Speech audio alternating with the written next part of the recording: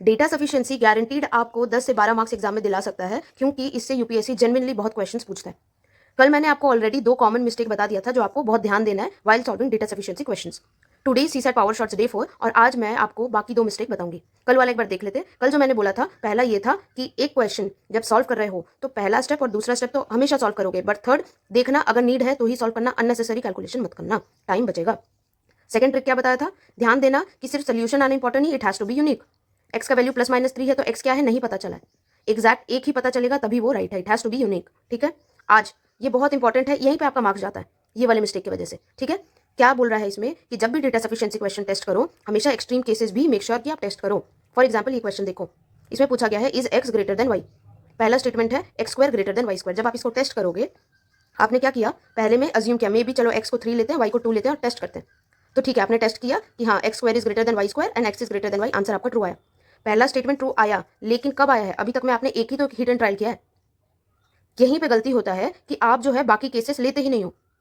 मेरा कहने का मतलब है when you solve these type of questions make sure कि आप नेगेटिव एक्स को -3 लेकर तब टेस्ट करो, 0 लेकर भी टेस्ट करो एंड फ्रैक्शन से लेकर भी कि अगर एक्स 1/3 है तब भी क्या वही आंसर आ रहा है। जब आप ये सारे एक्सट्रीम केसेस लेकर टेस्ट करोगे तो आपका एकदम 100% आंसर करेक्ट होगा। अभी सोचो इस क्वेश्चन में सिर्फ एक्स को 3 और वाई को 2 लेके सॉल्व कर लेते पॉजिटिव नंबर के साथ, ट्रू तो निकल जाता, लेकिन ये माइनस वाला कौन चेक करेगा। माइनस वाला चेक किए होते तो पता चल जाता कि ये फॉल्स है, इसका आंसर बी है, ए नहीं है। You getting it. तो इसलिए मेक श्योर कि जितने एक्सट्रीम केसेस है आप उनको भी टेस्ट करो। अब स्टेटमेंट 2, फोर्थ वाला ट्रिक या ट्रैप, वो ये इसलिए इंपॉर्टेंट है बिकॉज वो बोल रहा है कि जो स्टेटमेंट 2 है उसको आपको बहुत केयरफुली सॉल्व करना है। उसको स्टेप 2 में क्या बोला, सॉल्व इट अलोन।